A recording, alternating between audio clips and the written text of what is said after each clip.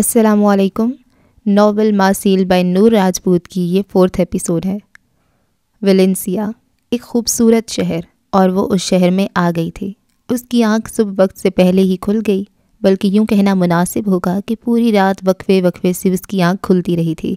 وہ ٹھیک سے سو نہیں پائی تھی۔ ایک تو نئی جگہ تھی، گھر والوں سے دور، اور اوپر سے یونیورسٹی کا عجیب سا سٹریس تھا۔ وہ اٹھی تو یشما سوئی ہوئی تھی۔ ایمان نے منہ ہاتھ دھوئے، کپڑے بدلے اور یونیورسٹی جانے کے لیے ریڈی ہو گئی۔ پہلا دن تھا اس کا، دل تھک تھک کر رہا تھا۔ اس رات یشما نے بتایا تھا کہ یہاں سے یونیورسٹی پاس ہی تھی۔ ایمان کے پاس لوکیشن بھی تھی۔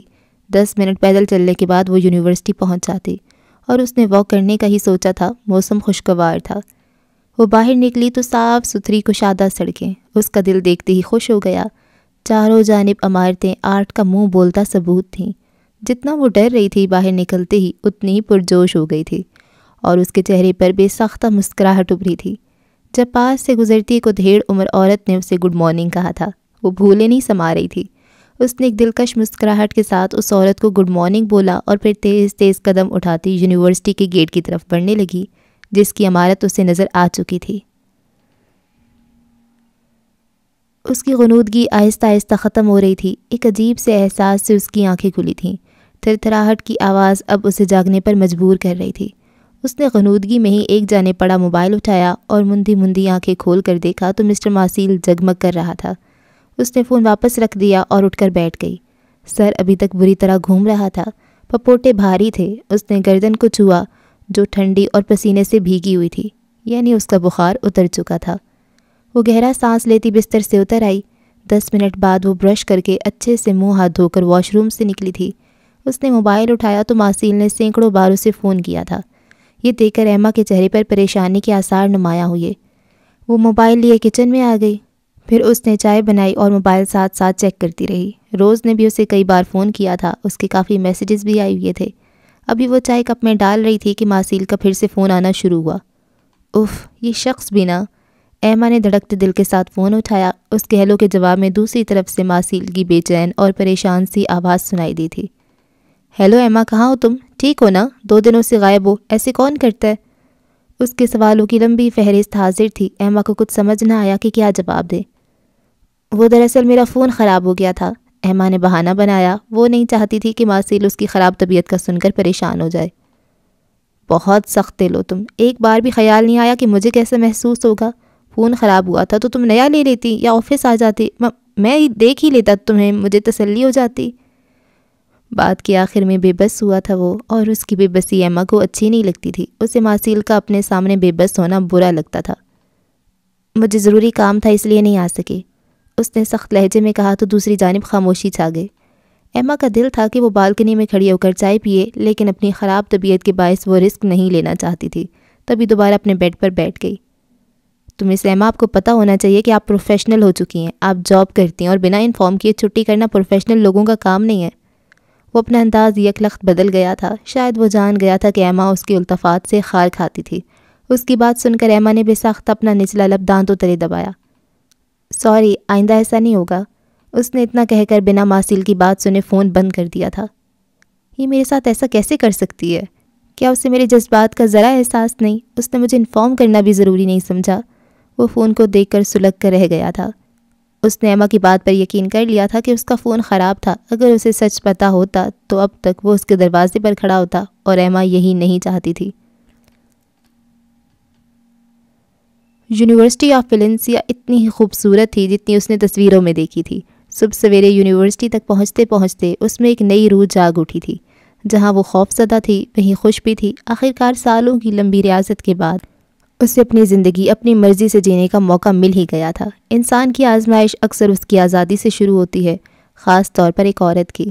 جب اسے آزاد چھوڑ دیا جاتا ہے تب پتہ چلتا ہے وہ زمین پر ہی رہتی ہے یا ایک عروس کی طرح حد سے اونچا اڑنے کی کوشش میں سمندر کی گہرائیوں کی نظر ہو جاتی ہے۔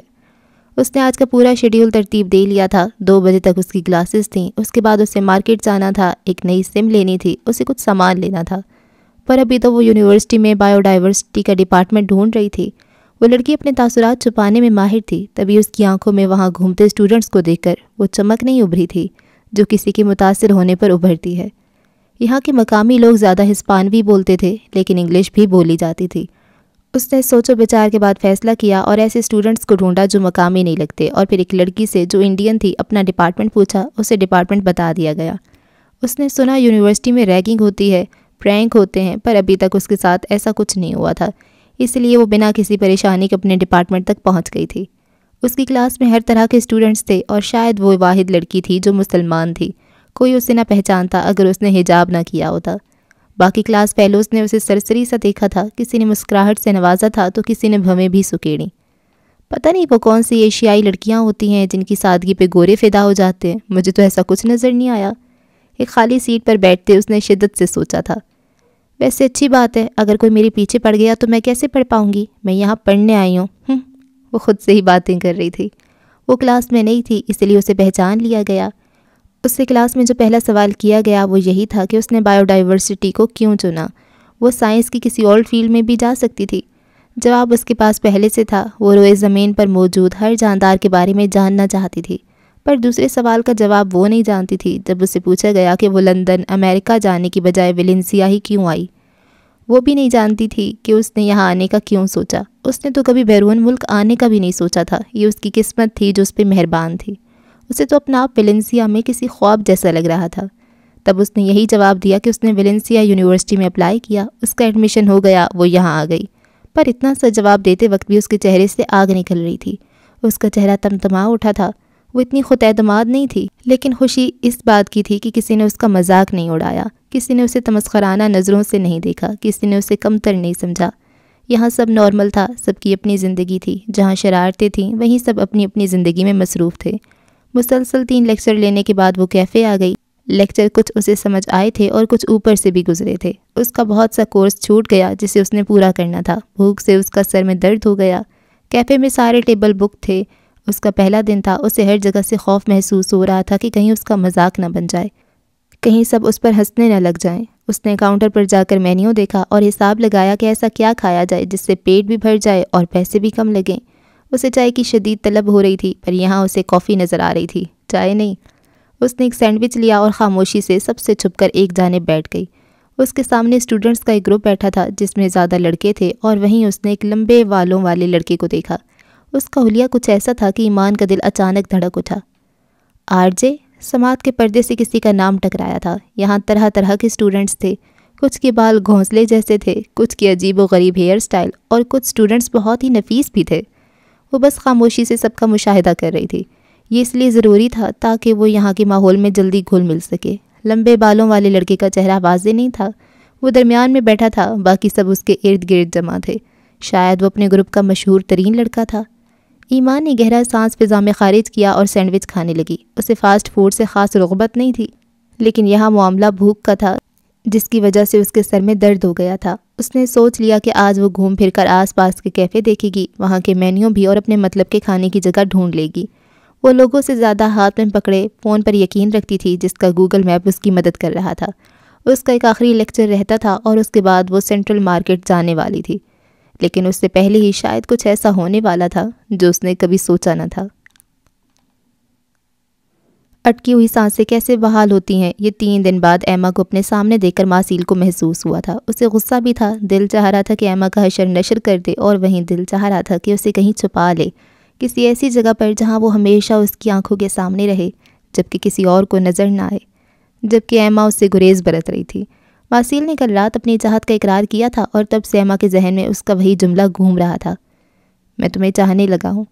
وہ اس سے نظریں چرا رہی تھی، یوں جیسے ماسیل نے نہیں بلکہ اس نے اپنی چاہت کا اظہار کیا ہو۔ وہ خود کو چور محسوس کر رہی تھی۔ وہ جب انسٹیٹیوٹ آئی تب ماسیل کلاس لے رہا تھا۔ اس نے بارہا گلاس ڈور سے ایما کو دیکھا تھا، وہ اسے لیپ ٹاپ کے سامنے بیٹھی کام کرتی نظر آئی۔ کافی انتظار کے بعد بھی جب وہ باہر نہیں نکلی تو ماسیل آفس چلا گیا۔ ایما اسے دیکھ کر پروفیشنل انداز میں مسکرائی۔ بظاہر وہ فریش لگ رہی تھی، لیکن اس کی سوجی آنکھیں ماسیل کو بہت کچھ بتا گئی تھیں۔ اس کا دل چاہا وہ اس مغرور لڑکی کو اپنے سامنے بٹھا کر بہت سارے شکوے کرے، اس سے اس کی ہی شکایتیں لگائے، پر اس کا انداز دیکھ کر وہ خود پہ ضبط کر کے رہ گیا۔ پوچھا تو بس یہ کہ طبیعت کیسی ہے، جس پر ایما نے مسکرا کر الحمدللہ کہا، اور اس کا یہ جواب سن کر ماسیل کے اندر کچھ بھڑک اٹھا۔ تم ایسے کیسے کر لیتی ہو؟ وہ بے یقینی سے اسے دیکھ رہا تھا۔ کیا؟ ایما نے سوالیہ نظروں سے پوچھا۔ تمہیں خدا سے کوئی شکایت کیوں نہیں ہوتی؟ تم ہمیشہ اتنی مطمئن اور پرسکون کیسے رہ لیتی ہو؟ سوال ایسا تھا کہ ایما بھی چونک اٹھی۔ کیا واقعی وہ اتنی مطمئن تھی؟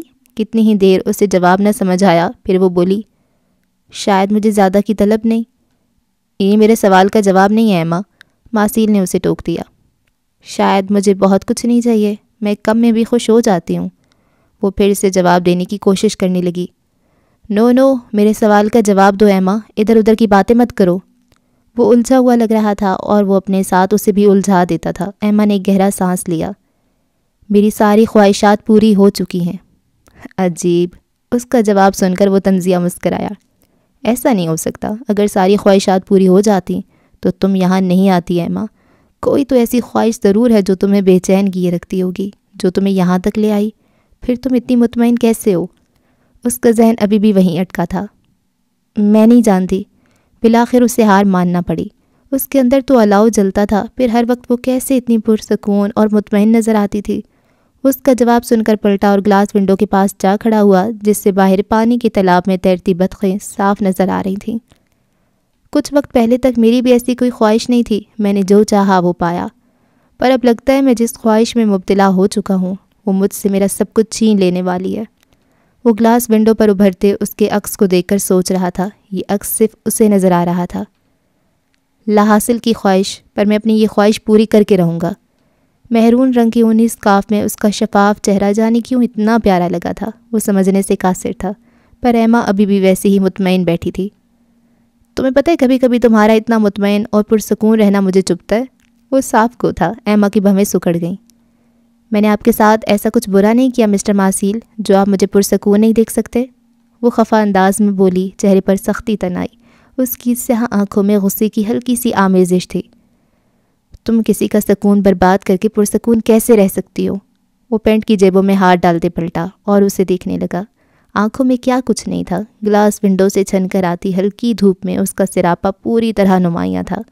گرے پینٹ پر سفید شرٹ پہنے وہ اس کے سامنے ایسے استیدا تھا جیسے اس کی جان ہی لے لے گا۔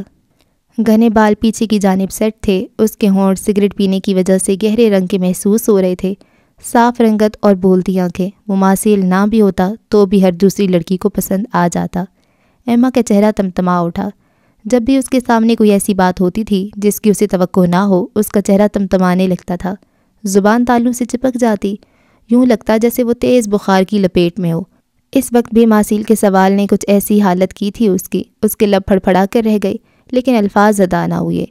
وہ ہولے ہولے 4 قدم کا فاصلہ طے کر کے اس کے قریب آیا اور اس کی جانب تھوڑا سا جھکتے ہوئے رازدانہ انداز میں بولا، میں وہ انسان ہوں جو اپنی چاہت کے لیے کسی بھی حد تک جا سکتا ہے، یاد رکھنا اب تم میری اولین خواہش ہو۔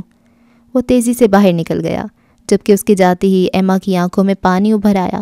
وہ محبت جیسے جذبوں سے کوسوں دور رہنے والی لڑکی تھی، پھر کیوں یہ جذبہ اسے اپنی جانب گھسیٹ رہا تھا؟ ماسیل وہ شخص نہیں تھا جس سے ایما کو فوراً محبت ہو جاتی، پر وہ ان لوگوں میں سے تھا جسے ایما چاہ کر بھی نظر انداز نہیں کر سکتی تھی۔ مجھے جلد از جلد نئی جاب ڈھونڈنی ہوگی، میں یہاں مزید نہیں رہ سکتی۔ نمکین پانی کو اندر اتارتے وہ سوچ رہی تھی۔ ماسیل جتنا اس کے قریب آنا چاہتا تھا وہ اتنی دور بھاگ رہی تھی، جانے قسمت دونوں کے ساتھ کیا کھیل کھیلنا چاہتی تھی۔ وہ مجھے ہمیشہ سے اچھی لگتی تھی، پر اس پر میرا دل اس دن مجھ سے باغی ہو گیا جب میں نے اسے مارکیٹ میں دیکھا۔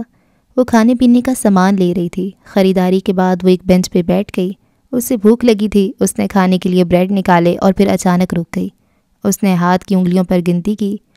اس کے پاس 5 دن کے بریڈ تھے۔ یقیناً وہ ناشتے کے لیے لائی تھی، پر اگر وہ بھی کھا لیتی تو اس کے پاس 1 دن کا ناشتہ کم پڑ جاتا۔ وہ کتنی ہی دیر سامنے رکھے سامان کو گھورتی رہی جو مشکل سے 5 دن کا تھا۔ پھر اس نے گہری سانس لی اور ایک جوس کا ڈبہ نکال کر جوس پینے لگی۔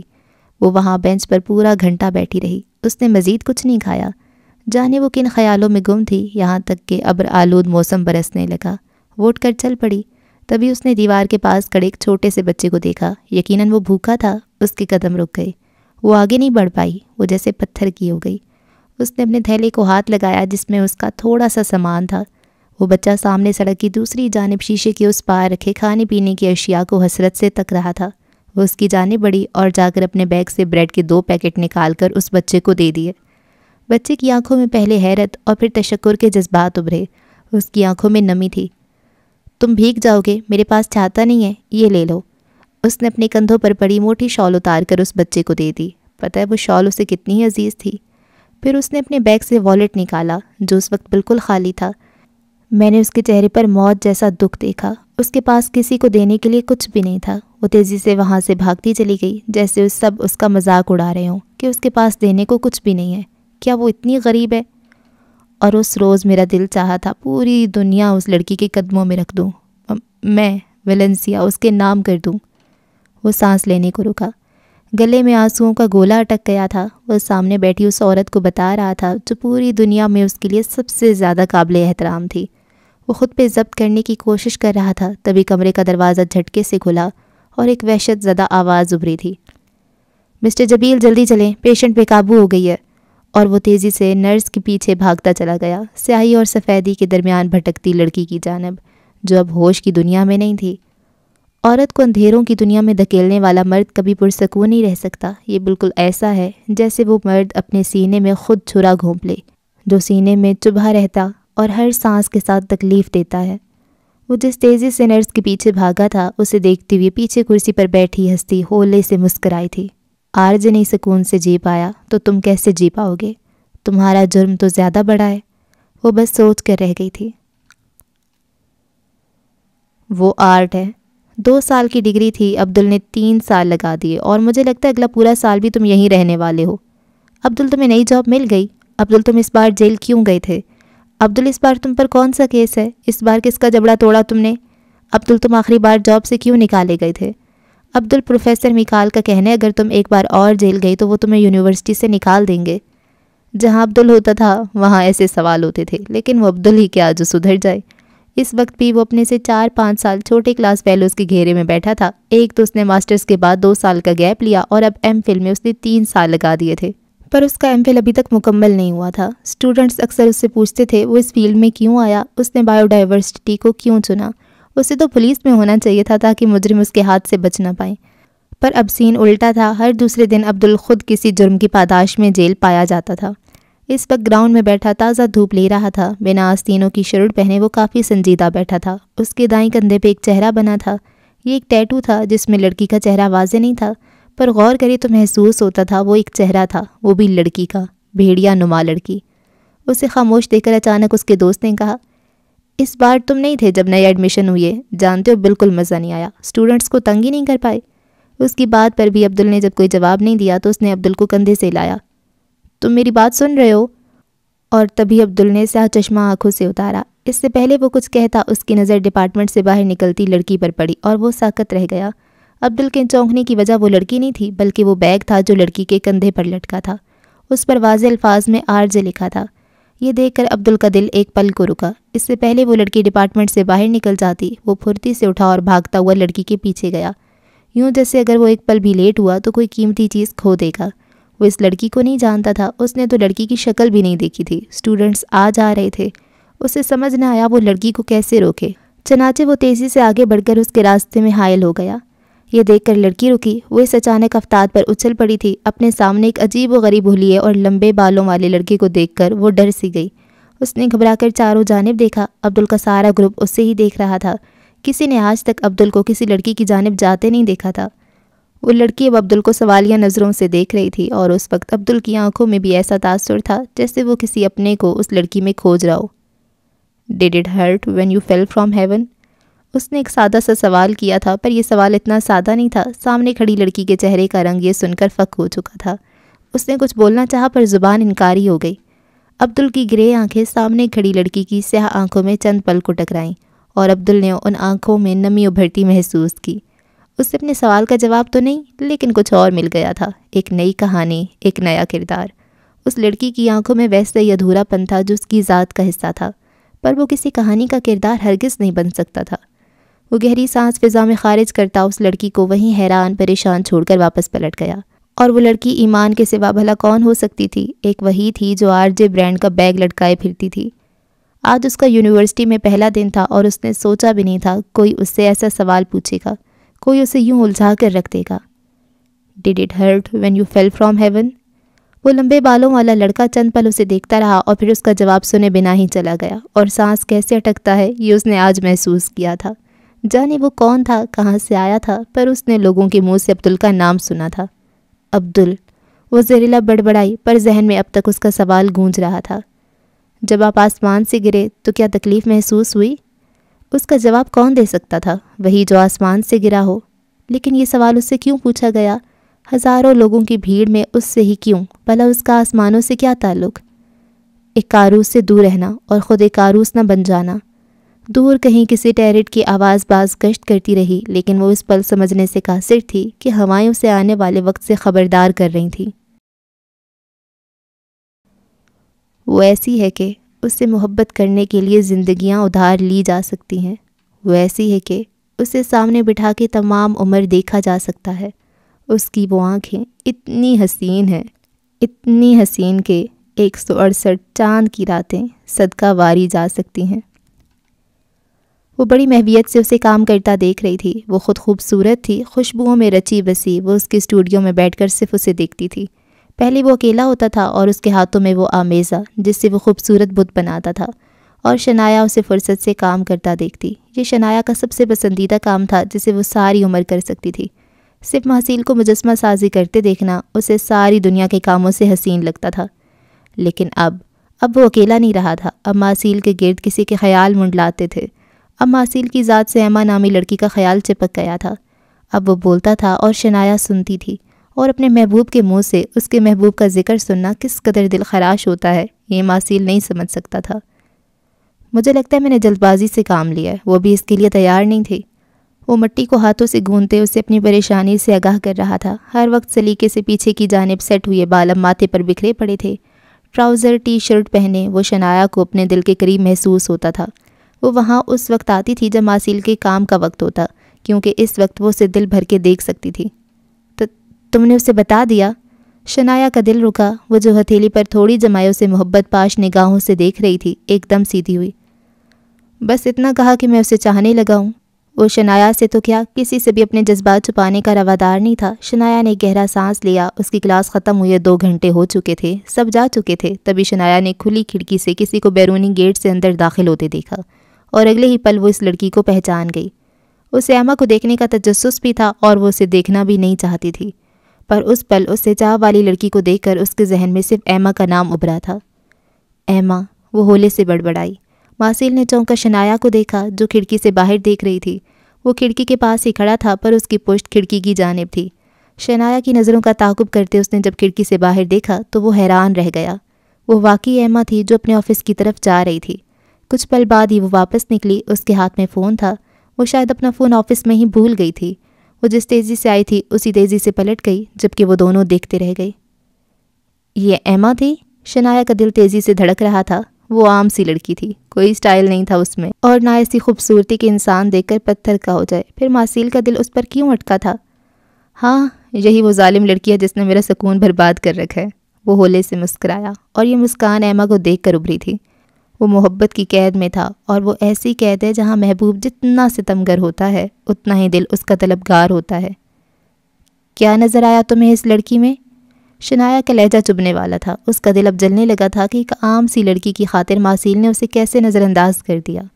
اس کا لہجہ ایسا تھا کہ تولیے سے ہاتھ صاف کرتے محصیل نے چونک کر اسے دیکھا، اور شنایا بے یقینی سے محصیل کو ہی دیکھ رہی تھی۔ اس کی آنکھوں میں ایما کے لیے تمسخر تھا۔ وہی جو تم میں آج تک نظر نہیں آیا۔ انداز عام تھا، لیکن یہ سنتے ہی شنایا کے وجود سے دھواں اٹھنے لگا تھا۔ وہ کہہ کر رکا نہیں تھا بلکہ اسٹوڈیو سے باہر نکل گیا۔ پیچھے شنایا دھواں ہوتے وجود کے ساتھ بیٹھی رہ گئی تھی۔ کیا تم ادھم پر نظر رکھے ہوئے ہو؟ کیا جانتے ہو آج کل وہ کیا کر رہے؟ یہ وہ سوال تھا جو اکثر اس سے پوچھا جاتا تھا، اور یہ سن کر وہ ہولے سے مسکرا دیتا۔ وہ اپنی مرضی کی زندگی گزار ہے، بالکل ویسی جیسی وہ چاہتا تھا، اس نے عام لہجے میں جواب دیا۔ ہاتھ میں کافی کا مگ تھامے وہ اس وقت لائبریری میں موجود تھا۔ ایک کونے پر رکھی میز پر لیپ ٹاپ کھلا رکھا تھا، اور اس کی اسکرین پر ایک ادھیڑ عمر آدمی کا چہرہ نمایاں تھا، جبکہ وہ خود اب کتابوں کی شیلف کے پاس کھڑا انہیں غور سے دیکھ رہا تھا۔ اور پھر اس نے شیلف سے ایک کتاب نکالی اور اسے الٹ پلٹ کر دیکھنے لگا، ساتھ ہی اس نے کافی کا ایک سپ لیا۔ مجھے پتہ چلا آج کل وہ کسی لڑکی میں دلچسپی لے رہا ہے، بوڑھے شخص نے رازداری سے بتایا۔ وہ معسیل ہے بڑے بابا، لڑکیاں اسے آسانی سے مل جاتی ہیں۔ اس نے کتاب واپس رکھ دی اور گہری سانس فضا میں خارج کرتا لیپ ٹاپ کی جانب پلٹا۔ کمرے میں ہلکی روشنی تھی، کھڑکی بند تھی، البتہ ایک پردہ تھوڑا سا سرکا ہوا تھا جس سے ہلکی روشنی اندر آ رہی تھی۔ دبیز قالین پر چلتا وہ میز کی قریب آیا اور پھر ایک کرسی کھینچ کر بیٹھ کر لیپ ٹاپ کے سامنے بیٹھ گیا۔ میز کی دائیں جانب کھڑکی تھی، کرسی پر بیٹھنے سے اس کا چہرہ واضح ہو چکا تھا۔ اس وقت وہ سیاہ پینٹ پر مہندی رنگ کی ہی ہائی نیک پہنے ہوئے تھا جو اس کی گردن سے لے کر اوپر تھوڑی تک چپکی تھی۔ اوپر اس نے سیاہ جیکٹ پہن رکھی تھی، اس کے پاؤں جوتوں کی قید سے آزاد تھے، کسی کو بھی اس کمرے میں جوتے لے کر آنے کی اجازت نہیں تھی۔ بات یہاں لڑکیوں کی نہیں ہو رہی، بات یہاں ادھم کی ہے۔ وہ کسی کو لے کر اتنا سنجیدہ ہو سکتا ہے، یہ حیران کن ہے۔ ہاں یہ عجیب ہے، اس نے بھویں سکیڑیں۔ کافی سال گزر گئے تھے اسے ادھم کا سامنا کیے، اب تو پچھلے 1 سال سے وہ اس سے بالکل ہی غافل تھا۔ میں چاہتا ہوں تم اس پہ نظر رکھو، بلکہ پتہ کرو آخر وہ لڑکی کون ہے، شاید وہ ہمارے کام آ سکے۔ وہ جانتا تھا اسے یہ حکم دیا گیا تھا اور وہ چاہ کر بھی انکار نہیں کر سکتا تھا، اس لیے اس نے ہولے سے گردن ہلا دی۔ اسے ذاتی طور پر ادھم اور اس کی زندگی میں آنے والی لڑکی میں کوئی دلچسپی نہیں تھی، پر اس پر کچھ ذمہ داریاں تھیں جو اسے ہر صورت پوری کرنی تھی۔ مسٹر ماسیل، do you love someone? یہ اکثر سوال تھا جو اس سے پوچھا جاتا تھا، اور اس وقت بھی اس کے پرانے کلائنٹ نے اس سے یہی سوال کیا تھا۔ وہ دونوں اس وقت ماسیل کے اسٹوڈیو میں تھے جہاں اس کے بنائے گئے مجسمے ایک ترتیب سے رکھے تھے۔ کلائنٹ کا نام لیمن تھا اور اس کا تعلق کوریا سے تھا۔ مسٹر لیمن کو مجسمے بہت پسند تھے، ہر سال وہ ویلنسیا آتا اور ماسیل کے سب سے بہترین مجسمہ لے کر جاتا۔ وہ ماسیل کے مجسموں کا بہت بڑا فین تھا۔ اس کے سوال پر ماسیل مسکرا دیا اور اس کی یہ مسکراہٹ اس کے جذبات کا اظہار کر رہی تھی۔ اوہ دیٹس نائس، کون ہے وہ؟ مسٹر لیمن نے اشتیاق سے پوچھا۔ شی از آرٹ۔ ماسیل کی نگاہوں میں جیسے ساری کائنات سمٹ آئی، اس کا چہرہ چمکنے لگا تھا۔ وہ اپنے جذبات کو چھپا کر رکھنے والا انسان نہیں تھا، البتہ وہ اپنی ذاتی زندگی کو اپنے کلائنٹ کے ساتھ ہرگز نہیں شیئر کر سکتا تھا۔ اس کی بات سن کر مسٹر لیمن کھل کر مسکرا دیا۔ مجھے اچھا لگا، وہ آرٹ ہے تو تم آرٹسٹ ہو۔ میں چاہوں گا اس آرٹ کو تم خوبصورت مجسمے میں بدل دو تاکہ میں اس قیمتی آرٹ کو خرید سکوں۔ اس کا انداز بالکل نارمل تھا، لیکن ماسیل کے لبوں کی مسکراہٹ سمٹی تھی، اس کے ماتھے پر لکیریں ابھریں۔ مجسمہ؟ وہ زیر لب بڑبڑایا۔ کیا وہ ایما کا مجسمہ بنا سکتا تھا؟ اور کیا وہ اسے نمائش کے لیے رکھ سکتا تھا؟ اس نے تیکھی نظروں سے مسٹر لیمن کو دیکھا جو اب ایک عورت کے مجسمے کو ہاتھ سے چھو کر دیکھ رہا تھا اور اس پر ایسے ہاتھ پھیر رہا تھا جیسے وہ زندہ وجود ہو۔ ان مجسموں کو دیکھ کر لگتا ہے واقعی یہ حقیقی ہیں، جیسے ابھی چھونے سے یہ زندہ ہو جائیں گے۔ مسٹر لی اس کی مجسموں کی تعریف کر رہا تھا جبکہ وہ اچانک ہی سنجیدہ ہو چکا تھا۔ وہ کوئی مشرقی مرد نہیں تھا جو اپنی محبوبہ کو لے کر جذباتی ہوتا اور یہ سوچتا کہ کوئی اس سے نہ دیکھے۔ وہ تو بڑے کھلے ذہن کا مالک تھا، تو پھر کیوں اسے سینے میں جلن کا احساس ہوا تھا؟ اچھا ہوا ہے میں سوشل نہیں ہے۔ اس نے گہرا سانس فضا میں خارج کیا اور پھر پرسکون ہو گیا، جیسے کوئی ایما تک نہیں پہنچ سکتا، جیسے کوئی ایما کو اس کے علاوہ نہیں دیکھ سکتا، جیسے وہ ہمیشہ سے اس کی ہو۔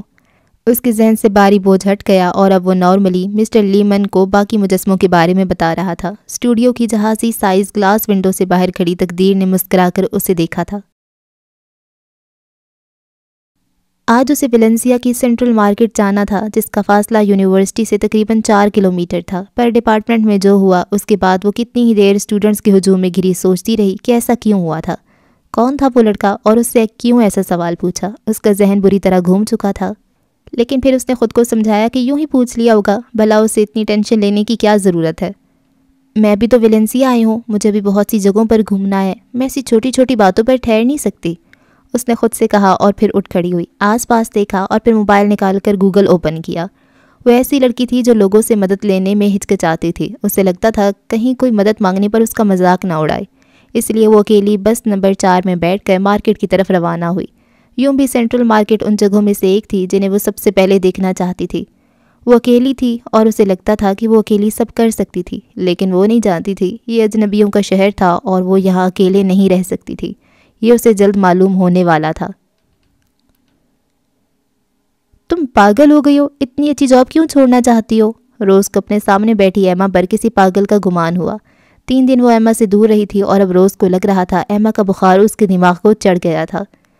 کچھ وقت پہلے تک تم جاب کے لیے خوار ہو رہی تھی، اب جب تم اچھی جاب کر رہی ہو تو چھوڑنا چاہتی ہو؟ روز کو اب غصہ آنے لگا تھا۔ وہ دونوں رات کا کھانا کھا رہی تھی جب ایما نے روز کو اپنے خیالات سے آگاہ کیا۔ میں انسٹیٹیوٹ میں کمفرٹیبل نہیں ہوں، اس نے مرے مرے انداز میں وجہ بتانی چاہی۔ باقی جس بھی کمپنی میں جاؤ گی وہ تو تمہارا اپنا بیڈ روم ہوگا نا جہاں تم کمفرٹیبل رہو گی، وہ چیخی پڑی تھی۔ دیکھو روز، میں یہ نہیں کہہ رہی کہ آج سے ہی چھوڑ رہی ہوں، پر مجھے جلد از جلد جاب سوئچ کرنی ہے، ایما نے اب کی بات سنجیدہ اور اٹل لہجے میں جواب دیا۔ اور اس کی وجہ جان سکتی ہوں؟ روز نے چمچ پلیٹ میں واپس رکھتے پوچھا۔ باسیل، یک لفظی جواب آیا۔ یا خدایا، روز نے اپنا ماتھا پیٹا۔ وہ شخص ایک اچھا انسان ہے ایما، تم سمجھ کیوں نہیں رہی ہو؟ وہ تمہاری فکر کرتا ہے، تمہارا خیال رکھتا ہے، اور مجھے یہ پسند نہیں۔ ایما نے غصے سے اس کی بات کاٹی۔ روز خاموشی سے اس کی جانب دیکھتی رہی۔ ایما واقعی پریشان لگ رہی تھی۔ مجھے عجیب لگتا ہے جب وہ شخص مجھے اہمیت دیتا ہے، میں کسی کہانی کا حصہ نہیں بننا چاہتی روز۔ اس بار ایما کی آواز دبی دبی تھی، جبکہ روز پوری طرح اس کی جانب متوجہ تھی۔ تم مجھے جانتی ہو، میں مشرق ہوں اور وہ مغرب، وہ میرے ٹائپ کا انسان نہیں ہے۔ تم لوگ اچھے دوست بن سکتے ہو۔ روز نے کتنی آسانی سے مسئلے کا حل پیش کیا تھا۔ ایما نے اس کی بات پر شکوہ کناں نظروں سے دیکھا۔ میں جانتی ہوں تم زیادہ دوست نہیں بناتی ہو، پر تم باقی لڑکوں کو اتنے برے طریقے سے ٹریٹ نہیں کرتی جتنا تم مسٹر ماسیل کو کرتی ہو، کیونکہ باقی لڑکے مجھے عام لڑکی سمجھتے ہیں، اس کا مجھے خاص سمجھنا مجھے بھٹکاتا رہے گا۔ ایما نے دونوں ہاتھوں سے اپنا سر تھام لیا۔ وہ ابھی بیماری سے اٹھی تھی، ذرا سا اونچا بولنے پر اس کا سر دکھنے لگ جاتا تھا۔ اوہ، تو تمہیں ڈر لگتا ہے کہ تمہیں مسٹر ماسیل سے؟ مجھے ڈر لگتا ہے کہ میں کسی کا دل نہ توڑ دوں۔ تم نہیں جانتی روز، لیکن بے وفائی میرے خون کا حصہ ہے، میں کسی سے وفا نہیں کر سکتی، اس نے بے بسی سے کہا اور اٹھ کر چلی گئی، جبکہ روز اس کی آخری بات پر اٹک گئی تھی۔ کیا ایما جیسی لڑکی کسی سے بے وفائی کر سکتی تھی؟ ریسا ہال۔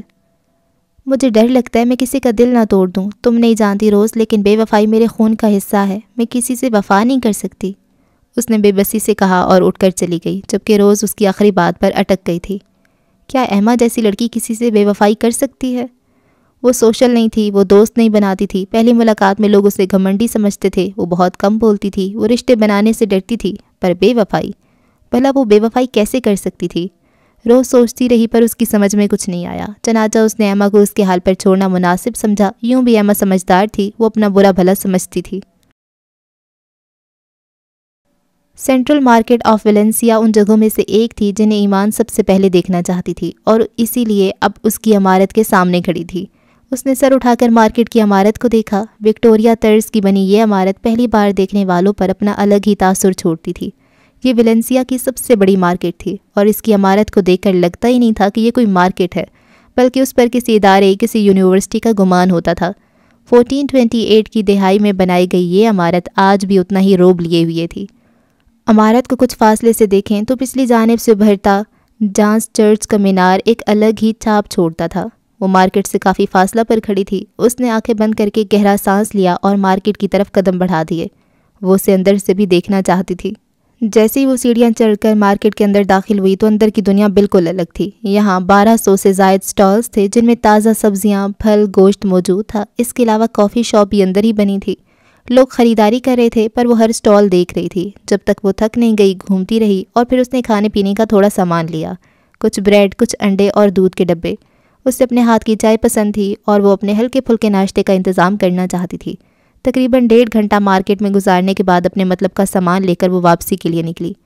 آج کے دن وہ کافی تھک گئی تھی، چنانچہ اس نے واپس جانا ضروری سمجھا، اور جب آدھے گھنٹے بعد وہ اپنے ہاسٹل واپس پہنچی تو اندر کی چہل پہل دیکھ کر حیران رہ گئی۔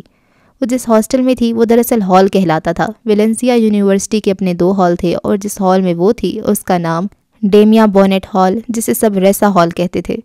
یہاں 400 سے زائد اسٹوڈنٹس رہتے تھے۔ ہال کی اپنی دنیا تھی، یہاں لڑکوں اور لڑکیوں دونوں کی رہائش تھی۔ ہال میں الگ سے جم تھے، ہال کے اپنے سوئمنگ پول، لائبریری، اپنے کامن روم، کیفیٹیریا، ڈائننگ ہال اور سپورٹس کلب تھا۔ یہاں نہ صرف اسپین کے مختلف شہروں سے آئے ہوئے اسٹوڈنٹس تھے، بلکہ انٹرنیشنل اسٹوڈنٹس بھی رہتے تھے۔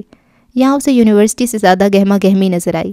کل تو یہاں آنے کے بعد وہ باہر ہی نہیں نکلی تھی، پر اب اس وقت کافی رونق لگی تھی۔ لڑکیوں کے ونگز الگ تھے، وہ اس وقت ڈبل اسٹوڈیو میں تھی، یعنی وہ شیئرنگ روم میں تھی۔ ریسا ہال 2009 میں نیا بنایا گیا تھا جب یونیورسٹی نے ٹیرنگرز بنایا۔ ریسا ہال اسی کیمپس میں تھا، البتہ اس کا ڈپارٹمنٹ مین کیمپس میں تھا۔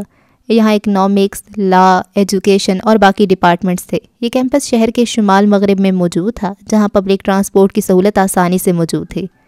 ریسا ہال میں ایمان نے اپنی رجسٹریشن ایڈمیشن کے فوراً بعد کروا لی تھی۔ وہ اجنبی شہر میں خوار نہیں ہونا چاہتی تھی، اس لیے کل وہ آسانی سے یہاں تک پہنچ گئی تھی۔ اس کا کمرہ 4تھی منزل پر تھا۔ وہ سیڑھیاں چڑھ کر آئی اور اپنے کمرے تک پہنچتے پہنچتے اس کا سانس بری طرح پھول گیا تھا، کیونکہ اس کے دونوں ہاتھ شاپنگ بیگز تھے۔ اس کا کمرہ کشادہ اور صاف ستھرا تھا، سوائے یشما کی سائڈ کے۔ کمرے کی صفائی نہ وہ کرواتی تھی اور نہ خود کرتی تھی۔ جب ایمان کمرے میں آئی تو گرد جمی ہوئی تھی جسے اس نے صاف کیا تھا۔ یہاں تمام کمروں میں الگ رنگ کا پینٹ تھا، ہلکے نیلے رنگ کا پینٹ، اور اسی رنگ کا بیڈ اور اسی رنگ کی ٹیبل موجود تھی۔ یشما کا اپنا بیڈ، اپنا ٹیبل اور اپنی الماری تھی۔ کمرے میں ایک سائڈ پہ چھوٹا سا کچن تھا جسے دونوں کو شیئر کرنا تھا، واش روم بھی ایک ہی تھا۔ کمرہ میں کھڑکی تھی جس سے باہر کامن روم صاف نظر آتا تھا۔ وہ جب اپنے کمرے میں آئی تو یشما نہیں تھی۔ اس نے حسب معمول اپنا سامان رکھا اور فریش ہونے چلی گئی۔ رات کے کھانا اس نے ڈائننگ ہال میں کھانے کا سوچا۔ یہاں زیادہ تر اسٹوڈنٹس رات کا کھانا ڈائننگ ہال سے کھاتے تھے، جو باہر کی نسبت سستا اور وہ کھانا بنانے کی مشقت سے بھی بچ جاتے تھے۔ اور ایما نے اپنا مینیو سیٹ کر لیا تھا۔ صبح ہلکا پھلکا ناشتہ وہ خود بنانے والی تھی، لنچ یونیورسٹی سے اور رات کا کھانا ڈائننگ ہال سے۔ اس کی آدھی سے زیادہ مشکل آسان ہو چکی تھی۔ فریش ہونے کے بعد اس نے عصر کی نماز پڑھی اور پھر گھر کال کی۔ ویلنسیا میں 5 بجے تھے اور پاکستان میں رات 8 کا ٹائم تھا، اور پھر اس نے لمبی بات کی اور انہیں اپنے ہاسٹل اور یونیورسٹی کا بتایا۔ اسے سیٹ دیکھ کر گھر والے بھی کافی مطمئن ہو چکے تھے۔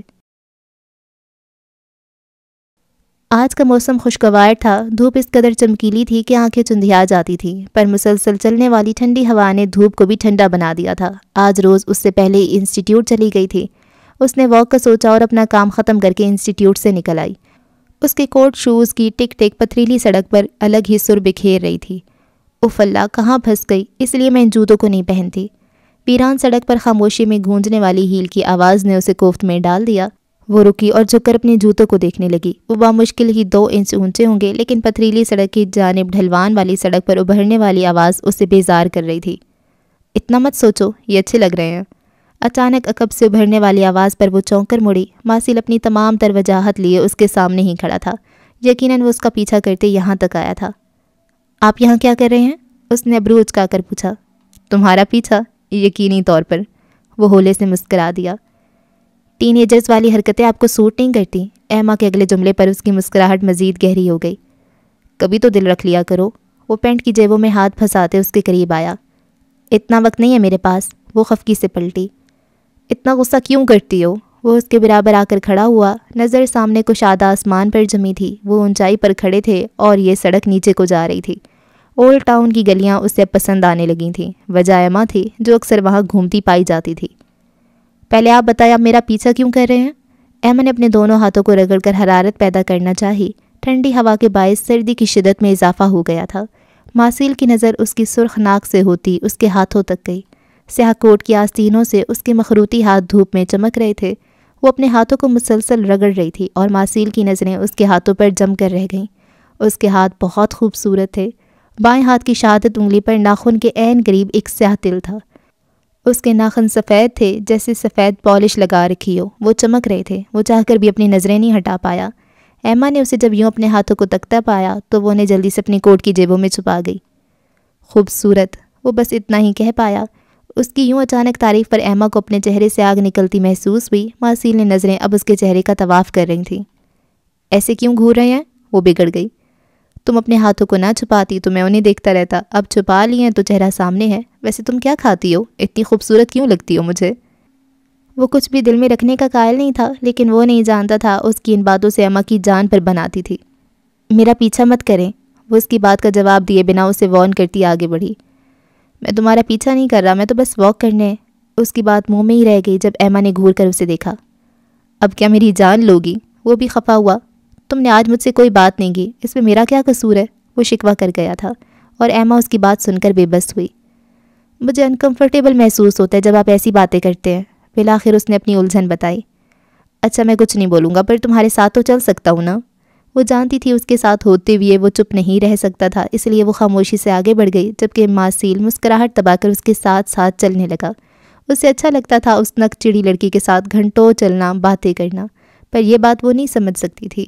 وہ دونوں آگے بڑھتے جا رہے تھے، تبھی اچانک ان کے پیچھے سیاہ سوٹ میں ملبوس شخص ابھرا تھا۔ اس کے ہاتھ میں کیمرہ تھا اور وہ ان دونوں کی اپنے مطلب کی تصاویر بنا چکا تھا۔ وہ میری ہے، میں اس کی زندگی میں آنے والا پہلا مرد ہوں۔ وہ دونوں کافی عرصے بعد مقابل آئے تھے۔ ہسپتال کی راہداری میں کھڑے وہ دونوں گلاس ونڈو کے اس پار نظر آتے وجود کو دیکھ رہے تھے جس سے بیڈ کی ساتھ باندھا گیا تھا۔ وہ دونوں وہی تھے، سیاہ اور سفید، جن سے بندھا وہ وجود نفرت کرتا تھا۔ وہ تمہاری کبھی نہیں ہو سکتی، کسی بھی قیمت پر نہیں۔ سفید نے سیاہ کی بات سن کر جواب دیا، لہجہ اٹل تھا۔ اس کی بات پر سیاہ مسکرا دیا۔ وہ سیاہ ہو چکی ہے، وہ میری ہو چکی ہے، میں اسے اپناؤں یا نہ اپناؤں وہ میری ہی رہے گی۔ کتنا یقین تھا سیاہ کو خود پر۔ تم کچھ بھی کر لو وہ تمہیں کبھی نہیں مل سکتی۔ سفید نے پھر اس کے یقین کی دھجیاں اڑائیں۔ سیاہ نے ضبط سے جبڑے بھینچے۔ کیوں نہیں ہو سکتی؟ شی از مائی وائف۔ سفید نے گویا دھماکہ کیا اور سیاہ نے اسے گردن موڑ کر یوں دیکھا جیسے اس نے کوئی انہونی بات کر دی ہو۔ وہ پھٹی پھٹی نگاہوں سے اسے دیکھ رہا تھا جس کا چہرہ جذبات سے عاری تھا۔ خانم ایسے ہی نہیں مل جاتی، خانم کے لیے روحان جبیل بننا پڑتا ہے۔ سفید نے سینے پر بندھے ہاتھ اب پینٹ کی جیبوں میں ڈالے اور پلٹ کر سیاہ کو دیکھا جو اسے ہی دیکھ رہا تھا۔ دونوں کی نظریں پل بھر کو ٹکرائیں۔ وہ اب تک تمہارے پاس اس لیے تھی کہ میں نے ایسا چاہا تھا، اب میں نہیں چاہتا کہ تم میری بیوی کے آس پاس بھی نظر آؤ۔ اس کی آنکھوں میں، اس کے لہجے میں کیا کچھ نہیں تھا۔ سیاہ کو اپنا وجود بھسم ہوتا نظر آیا۔ مسٹر جبیل آئیے، ہمیں آپ سے کچھ ضروری بات کرنی ہے۔ اس سے پہلے کہ سیاہ کوئی جواب دیتا، اچانک وہاں ایک ڈاکٹر آئی اور سفید اسے وہیں چھوڑ کر چلا گیا۔ سیاہ نے بے یقینی سے گلاس ونڈو کے پار دیکھا۔ اگر میں کبھی تمہیں کسی پاگل قید خانے میں نظر آئی تو اس کی وجہ تم ہوگے۔ اس کی سماعت سے چند الفاظ ٹکرائے اور اپنا وجود ریت کی طرح اڑتا محسوس ہوا۔ اس کا پہلا دن اچھا گزر گیا تھا۔ یونیورسٹی ٹھیک رہی تھی اور سینٹرل مارکیٹ بھی گھوم آئی تھی۔ اس وقت وہ گہرے بھورے رنگ کے اپنے سے ڈبل سائز کھلے ٹراؤزر شرٹ میں ملبوس ریسا کے ڈائننگ ہال میں آئی۔ سر پر اس نے سیاہ سکارف لے رکھا تھا۔ اتنی رونق کہیں بھی نظر نہیں آئی تھی اسے جتنی کہ ریسا ہال میں تھی۔ رات کے کھانے کا وقت تھا، اسٹوڈنٹس کی کافی تعداد یہاں موجود تھی۔ اسے پہلے تو سمجھ نہ آیا کہ کرنا کیا ہے، پھر اس نے ایک جانب کھڑے ہو کر ماحول کا مشاہدہ کیا۔ اس نے اسٹوڈنٹس کو ٹرے اٹھا کر کاؤنٹر پر جاتے اور وہاں سے کھانا لے کر واپس لمبے میز کے ارد گرد رکھی کرسیوں پر بیٹھتے دیکھا۔ اس کا حلق سوکھ چکا تھا، ہر جگہ پر اس کا پہلا دن تھا۔ وہ ڈری ہوئی تھی کہ کہیں کوئی غلطی نہ ہو جائے اور وہ کسی کے مذاق کا نشانہ نہ بن جائے۔ وہ بھی کاؤنٹر پر گئی، ٹرے اٹھائی، اس نے چند کھانوں کو دیکھا اور کافی سوچ و بچار کے ساتھ وہ کھانا لے کر واپس ٹیبل پر آ کر بیٹھ گئی۔ ابھی اس نے پہلا نوالا منہ میں ڈالا ہی تھا کہ سامنے دوسرے ٹیبل پر بیٹھے شخص پر نظر پڑی۔ اسے زور کا اچھو لگا۔ سامنے کوئی اور نہیں بلکہ عبدل بیٹھا تھا۔ بالوں کو پونی میں مقید کیے وہ گہری نظروں سے اسے ہی دیکھ رہا تھا۔ ایمان سے سانس لینا مشکل ہو گیا۔ وہ جلدی سے بوتل اٹھا کر پانی پینے لگی۔ اس سے پہلے کہ وہ وہاں سے بھاگتی، اچانک ایک لڑکی اس کے پاس آ کر بیٹھی۔ ارے تم یشما کی روم میں آئی ہو نا؟ اس نے بیٹھتے ہی پوچھا۔ ہاں، وہ بمشکل بول پائی۔ میں تمہارے سامنے والے روم میں رہتی ہوں، یشما اچھی لڑکی ہے، وہ تیز تیز بول رہی تھی۔ پھر اچانک وہ اس کی جانب جھکی اور اس کے کان میں سرگوشی کی۔ اس سے بچ کر رہنا۔ وہ سرگوشی کرتے ہی جس آندھی کی طرح آئی تھی اسی طوفان کی طرح واپس چلی گئی، جبکہ ایمان ساکت بیٹھی رہ گئی۔ اسے تو اس لڑکی کا ابھی چہرہ بھی ذہن نشین نہیں ہوا تھا۔ اس کا دل اتنی زور سے دھڑک رہا تھا کہ اتنے شور میں بھی اپنی دھڑکن سن سکتی تھی۔ ڈرتے ڈرتے سامنے نظر اٹھائی تو عبدل غائب تھا۔ اس نے سکون کا سانس لیا۔ یہاں کسی کو اس کی پرواہ نہیں تھی، کوئی اسے دیکھ نہیں رہا تھا، لیکن اسے لگ رہا تھا جیسے سب اسے گھور رہے ہیں۔ اس نے 2-3 نوالے لیے اور وہاں سے ایسے بھاگی جیسے کسی قید خانے سے قیدی بھاگتا ہو۔ وہ تو وہاں سے چلی گئی تھی، لیکن کونے میں رکھی میز پر بیٹھے عبدل کے لبوں پر مسکراہٹ سی ابھری۔ اسے اس لڑکی کا سرخ اور خوفزدہ چہرہ بہت پسند آیا تھا۔ وہ جان بوجھ کر اس کے سامنے سے اٹھ گیا تھا تاکہ وہ سکون سے کھا سکے، کیونکہ عبدل جانتا تھا کوئی اسے ایک بار ملے یا 2 بار، وہ ہمیشہ لوگوں پر اپنا نقش چھوڑ دیتا تھا۔ لوگ اسے آسانی سے بھول نہیں پاتے تھے، اور ایسا ہی کچھ ایمان کے ساتھ بھی ہوا تھا۔ جس دن مجھے محبت ہوئی، مجھے لگا ہر طرف پھول کھل گئے ہیں۔ میں نے کائنات کو محسوس کیا اپنی مٹھی میں۔ تب میں نے پہلی بار جانا آنکھیں کسی بھی نشے سے زیادہ اثر دکھا سکتی ہیں۔ ہماری آنکھیں 4 ہوئیں اور مجھ پر ہپنوٹزم کا حملہ ہوا۔ میں تمہیں دیکھتا گیا اور میرا بدن بارش میں بھیگتا رہا۔ مجھے کوئی کس طرح قائل کر سکتا ہے کہ محبت وجود نہیں رکھتی، اور میں کسی کو کیسے قائل کروں کہ محبت ہی تو وجود ہے؟ میں لوگوں کو کیسے بتاؤں کہ محبت ہوتی ہی کائنات کے سارے ستارے آپ سے محبت کرنے لگتے ہیں، سارے سیارے آپ کے ساتھ ناچنے لگتے ہیں؟ میں کسی کو کیسے بتاؤں کہ آنکھیں ملتے ہی بھری دوپہر سواد کی فیری میڈوز میں بدل جاتی ہے؟ محبت میں منطق نہیں چلتی، دلائل نہیں چلتے، ورنہ میں ثابت کرتا کہ خط لکھتے وقت میرے ہاتھ کیوں کام جاتے ہیں، اور ہاتھ ملاتے ہوئے میں کیسے دوسرے ڈائمنشن میں چلا جاتا ہوں۔ محبت میں دلیل چلتی ہے تو میں سمجھا پاتا کہ کیوں مجھ پہ بخار کے دورے پڑتے ہیں۔ محبت میں دلیل چلتی تو میں سمجھا پاتا کہ میری روح کیوں تمہیں دیکھتے ہوئے جسم سے آزاد ہونا چاہتی ہے۔ محبت میں فلسفہ چلتا تو میں سمجھا پاتا کہ کیوں ہجر کی رات میرے منہ سے جھاگ بہتی ہے اور کیوں میں بچوں کی طرح رونے لگتا ہوں۔ مگر محبت میں فلسفہ نہیں چلتا، محبت سکرات کے اصولوں کی پرواہ نہیں کرتی، محبت نشے کے اصول زندگی کو نہیں مانتی اور یہ نہیں کہتی زندگی بے معنی ہے۔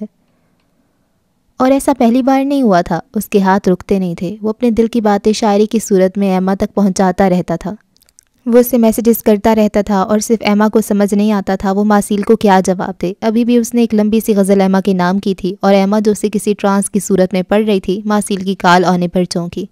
رات کے 12 بجے کا وقت تھا، اس وقت وہ سونے کے لیے لیٹتی تھی اور اب اچانک ماسیل کا فون، وہ کشمکش کا شکار ہوئی۔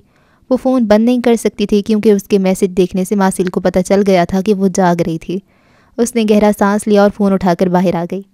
اس کے ہیلو کے جواب میں ماسیل نے فوراً پوچھا، ابھی تک جاگ رہی ہو؟ تم تو جلدی سونے کی عادی ہو نا؟ محبت، آپ کو لگتا ہے محبت کا کوئی وجود ہے؟ اس نے الٹا سوال کیا۔ بالکل ہے، محبت وجود رکھتی ہے۔ مجھے یقین نہیں ہے، اس نے جیسے اپنا فیصلہ سنایا۔ اس کی بات سن کر ماسیل کے لبوں پر ہولے سے مسکان ابھری۔ اچھا چلو پھر ایک بات بتاؤ۔ پوچھیں، اس نے اجازت دی۔ وہ چاہتی تھی یہ بات چیت جلد بند ہو جائے اور وہ سونے جائے، وہ نہیں چاہتی تھی روز اسے غلط سمجھے۔ تم اپنی زندگی میں کیا کرنا چاہتی ہو؟ کیا کر رہی ہو؟ تمہارا کیا خواب ہے؟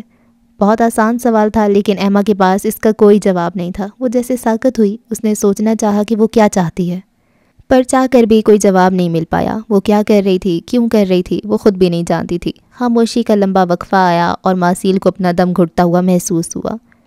کچھ تو بولو، تمہاری خاموشی بری لگتی ہے۔ وہ جیسے بے بس ہوا۔ میں کچھ بھی نہیں چاہتی، اس نے گہرا سانس لیتے جواب دیا۔ مجھے ایسے جواب نہیں پسند ایما، جو سچ ہے وہ بتاؤ۔ آپ کو یقین نہیں؟ وہ سوال کر گئی۔ دیکھو میں سننا چاہتا ہوں تمہارے اندر کیا ہے، میں جاننا چاہتا ہوں تم جو اندر سے ہو وہ کیا ہے۔ تم مجھ سے کیوں سننا چاہتے ہیں؟ خود ہی جان لیں۔ وہ بیزار ہوئی۔ کیسے جان لوں؟ تم کوئی موقع ہی نہیں دیتی ہو۔ شکوہ اس کے لبوں سے پھسلا اور دوسری جانب خاموشی چھا گئی۔ کیا تمہیں نہیں لگتا تمہیں ایک بار تو ماسیل کے ساتھ کہیں بیٹھ کر چائے پینی چاہیے؟ وہ شاید آفر کر رہا تھا۔ نہیں، برجستہ جواب پر ماسیل جبڑے بھینچ گئی۔ پھیکی سی مسکراہٹ ابھری اور اس مسکان میں درد تھا، لیکن وہ نہیں جانتا تھا اس کی باتوں سے ایما کی جان پر بن آتی تھی۔ ماحول پر جیسے موت کی خاموشی چھا گئی۔ سرسراتی ہوا کی آواز صاف سنائی دے رہی تھی۔ وہ رات کے اس پہر سوئمنگ پول کے پاس گھوم رہا تھا۔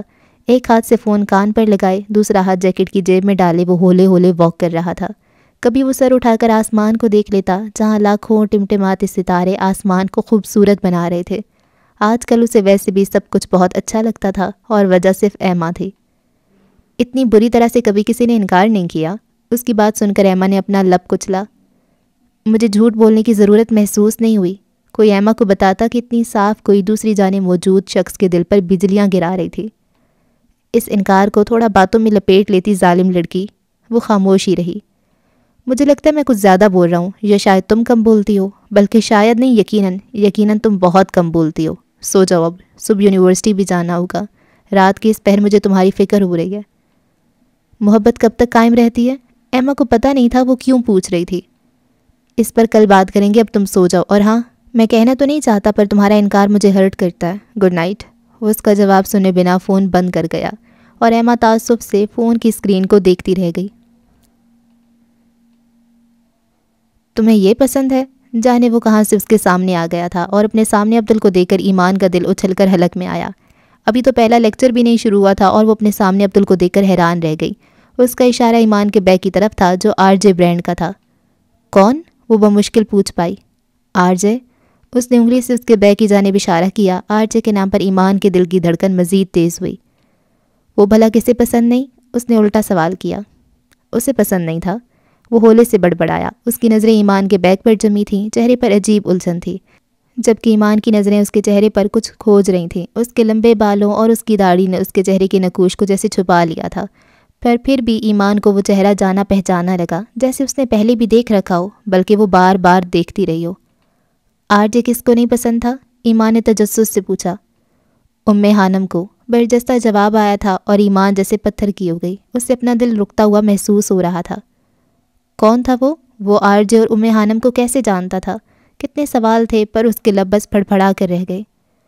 اسے مرنا پڑا تھا ام حانم کے لیے۔ کاش وہ آرجے ہی رہتا تو اچھا تھا، کاش اسے ام حانم کبھی نہ ملتی۔ وہ بڑبڑاتے ہوئے چلا گیا، پر وہ نہیں جانتا اپنے پیچھے کھڑی لڑکی کو وہ کس آگ میں دھکیل گیا تھا۔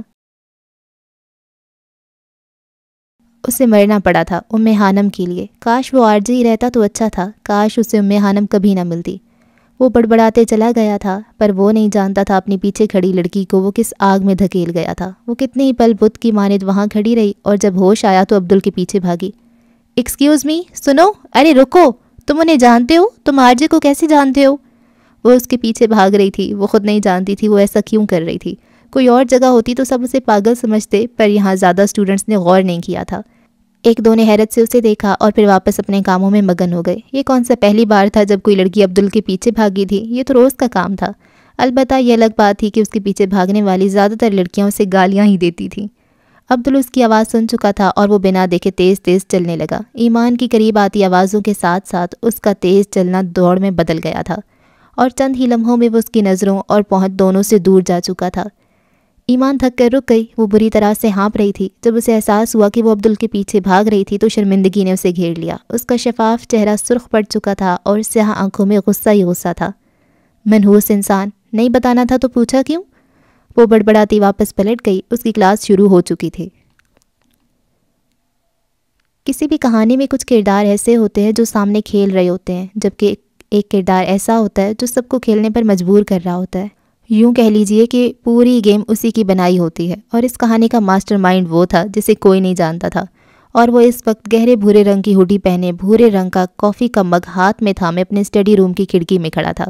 یہاں کی ہر چیز گہرے بھورے اور سیاہ رنگ کی تھی، یہاں تک کہ اس کے کافی کے مگ سے اٹھتا وہ دھواں بھی۔ اس کا لیپ ٹاپ پیچھے میز پر رکھا تھا، جس پر ایما اور ماسیل کی وہ تصویر جگمگ کر رہی تھی جو آج ہی اسے موصول ہوئی تھیں۔ تصویریں دور سے لی گئی تھیں۔ ایما کا چہرہ واضح نہیں تھا، البتہ ماسیل واضح نظر آ رہا تھا۔ اس کی آنکھوں کی چمک اور چہرے کی مسکان ان تصویروں میں بھی واضح تھی۔ عورت وہ ہتھیار ہے جس سے کسی بھی مرد کو ہرایا جا سکتا ہے۔ وہ اتنا تو جان گیا تھا کہ ماسیل اس لڑکی میں کس قدر دلچسپی لے رہا تھا۔ وہ پہلی بار کسی لڑکی کے لیے اس قدر سنجیدہ ہوا تھا، اور وہ یہ بھی جان گیا تھا اس لڑکی کے ذریعے وہ ماسیل کو بدل سکتا تھا۔ آخر مجھے وہ ہتھیار مل ہی گیا جس کی مجھے ضرورت تھی۔ اس کے لبوں کے کونے دھیرے سے پھیلے۔ اس دھیمی مسکان کے ساتھ ایک تیز چمک اس کی آنکھوں میں ابھری تھی۔ وہ پرجوش تھا۔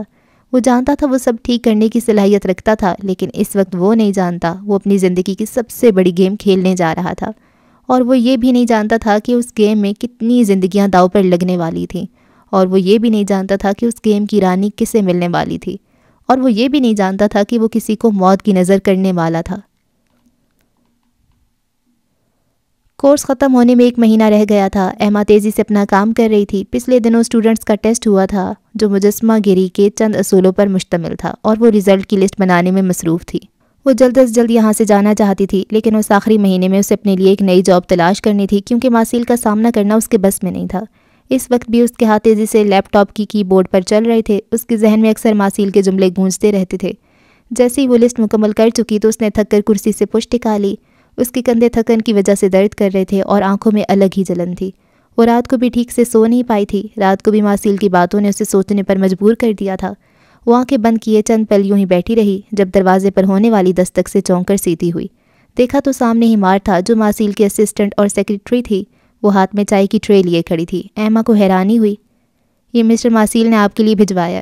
مارتھا نے چائے کی ٹرے اس کے سامنے میز پر رکھی اور بنا اس کا جواب سنے الٹے قدموں واپس پلٹ گئی۔ اس کا چہرہ سپاٹ تھا۔ وہ ایما کو زیادہ پسند نہیں کرتی تھی۔ ایما نے گہرا سانس لیتے ٹرے کی جانب دیکھا، جس میں ایک جانب کچھ پیسٹریاں رکھی تھیں، ایک چائے کا کپ اور ساتھ میں درد کے لیے دوا۔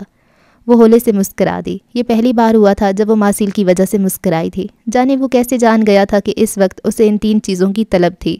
اس نے ایک پیسٹری اٹھائی اور منہ میں ڈالنے لگی، پھر وہ رک گئی۔ ادم کو کیسے پتہ چلا کہ مجھے پیسٹری پسند ہے؟ اس نے سوچا۔ خیر جو بھی ہے، ابھی تو مجھے کھانا چاہیے۔ پھر اس نے سر جھٹک کر پیسٹری کھائی، پین کلر لی اور پھر سکون سے چائے پی۔ ابھی کچھ دیر بعد اسے اپنا آپ ایکٹیو لگنے لگا۔ اس نے وقت دیکھا تو عصر کی نماز کا وقت تھا۔ وہ اٹھی، اس نے وضو کیا اور دراز سے اپنا چھوٹا سا جائے نماز نکالا جو اس نے یہاں لا کر رکھا تھا۔ وہ 5 وقت کی نماز کی پابند نہیں تھی، لیکن وہ کوشش کرتی تھی کہ نماز لازمی پڑھے، اور اکثر وہ عصر کی نماز یہیں انسٹیٹیوٹ میں پڑھتی تھی، اور اس وقت بھی وہ اپنی نماز میں مشغول ہو چکی تھی۔ لاس ایرینا۔ رات کی اس پہر ٹھنڈی ہوائیں فرحت بخش رہی تھیں۔ عبدل اپنے دوست جان کے ساتھ اپنی پسندیدہ بیچ پر بیٹھا وقت گزاری کر رہا تھا۔ وہ دونوں اس وقت ساحل سمندر کے کنارے پڑے چھوٹے بڑے پتھروں پر بیٹھے سامنے اٹھتی سمندر کی لہروں کو دیکھ رہے تھے۔ سمندر کی لہریں دور سے اچھلتی ان تک آتیں اور پھر پتھروں سے ٹکرا کر واپس پلٹ جاتیں۔ یہ منظر اس قدر دلکش تھا کہ عبدل رات کا بیشتر حصہ لاس ایرینا بیچ پر گزارتا تھا۔ اسے لہروں کا شور بہت پسند تھا۔ اگر بات کی جائے لاس ایرینا کی تو یہ ویلنسیا کے ساحل سمندر کا آغاز تھا، جو مرکز کے قریب ترین اور سمندر کنارے زندگی کا مرکزی نقطہ تھا۔ ہوٹلوں اور چاولوں کے ریستوران کی مدد سے یہ ایک جاندار مصروف پٹی تھی جو موسم گرما کی رات کی زندگی کے لیے بھی ایک بڑا زون تھی۔ لاس ایرینا ایک وسیع ریتلا حصہ تھا جو بحیرہ روم کی طرف آہستہ سے ڈوبتا تھا۔ گرمیوں میں ساحل کے کنارے والے ریستوران پائلا ایک کلاسک ہسپانوی چاول کی ڈش ہے جسے چاول، زعفران، سبزیاں، چکن اور سمندری غذا سے بنا کر ایک پین میں پکا کر پیش کیا جاتا ہے کہ ڈھیر لگاتے تھے۔ فجر تک نائٹ کلب ڈزنیز پارٹی کرتے اور پرمنیٹ کے پیچھے ہوٹل زائرین سے بھرے ہوتے۔ یہاں پر والی بال کورٹس، سن لاؤنجز اور بار ساحل کے کنارے آسانی سے مل جاتے تھے۔ اس کے ساتھ ساتھ ایل کیبانیال لاس ایرینا کے پیچھے ایک پرکشش فشنگ بیریو جس میں خوبصورت ٹائلڈ عمارتیں، ایک رائس میوزیم اور کچھ بہترین بیک سٹریٹ تاپاس بارز تھے۔ بالکل جنوب میں جدید مرینا، جبکہ شمال میں مالباروسا بیچ تھی اور اس کے درمیان لاس ایرینا تھا۔ لاس ایرینا جتنا بھی خوبصورت سہی پر عبدل کے گٹار کی دھنیں یہاں عجیب رنگ بکھیرتی تھیں، جیسے زندگی جاگ پڑتی تھی۔ وہ اکثر رات کو اپنے دوستوں کے ساتھ اپنا گٹار تھامے یہاں آ جاتا، کبھی وہ اور جان اکیلے آتے۔ اس کی جان سے باقی کی نسبت زیادہ اچھی دوستی تھی۔ اس وقت بھی وہ ایک خاکی رنگ کی کاٹن کی ڈھیلی ڈھالی شرٹ پہنے ہوئے تھا جس کے سامنے کے بٹن کھلے ہوئے تھے۔ بنا آستینوں کی شرٹ سے اس کے ٹیٹو والے بازو نمایاں تھے۔ ایسا ہی کچھ حلیہ جان کا بھی تھا، بس فرق یہ تھا کہ اس کے بال چھوٹے تھے اور عبدل کی طرح چھوٹی سی پونی میں قید نہیں تھی جس کی چند لٹیں اس کے چہرے پر بکھری ہوئی تھیں۔ وہ آنکھیں بند کیے کوئی نئی دھن بنانے کی کوشش میں تھا۔ رات کی اس پہر سیاہ بادل کہیں دور سے نمودار ہو رہے تھے۔ سمندر کے آخر تک دیکھا جاتا تو لگتا تھا جیسے وہ بادل پانی سے ابھر رہے ہوں۔ دور کہیں بجلی چمک رہی تھی۔ جب جان نے اس سے اچانک پوچھا، تم اس لڑکی کو جانتے ہو؟ کس لڑکی کو؟ عبدل نے بند آنکھوں سے پوچھا۔ وہی جو آج تمہارے پیچھے بھاگ رہی تھی۔ مشکل سا نام تھا اس کا، ایمان۔ جان نے ایمان کا نام تروڑ مروڑ کر پیش کیا۔ ایمان نام ہے اس کا؟ ہاں وہی۔ کیا تم اسے جانتے ہو؟ نہیں، بالکل بھی نہیں۔ وہ ابھی بھی گٹار کے تاروں کو ہولے ہولے چھیڑ رہا تھا۔ میں نے تمہیں 3 بار اس کے ساتھ دیکھا ہے۔ جان نے ایک چھوٹا سا پتھر پوری قوت سے ہاتھ گھما کر پانی میں پھینکا اور پھر بھویں سکیڑ کر عبدل کو دیکھا۔ وہ اس کے چہرے سے اس کے تاثرات جانچنا چاہتا تھا، پر رات کی سیاہی میں عبدل کے جذبات اس پر عیاں نہ ہو پائے۔